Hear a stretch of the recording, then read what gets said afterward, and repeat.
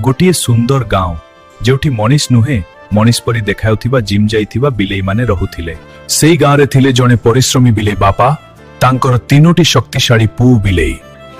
बड़ पू बिलेई जिम रे शरीर गड़ी माटी गोड़ी बाड़ी बोही गाँव रास्ता बनई थाए।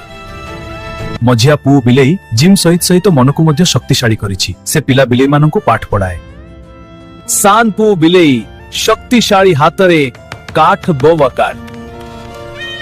बड़ पू बिलेईर 6टी संतान, 2 पू बिलेई आउ 4 झी बिलेई। 4 झी बिलेई बाहा होई निज निज शाशु घर को चली गले। बड़ नाती बिलेई पिला माननकु पाठ पढ़ाए। सान नाती बिलेई गोटे छोटो दुकान करे। किंतु एही दुकानी बिलेई आजि जाए बाहा होई नाही। मो माँ बिलेई बड़ पुथिला सत्वे सान झी को आगे बाहा करी देले।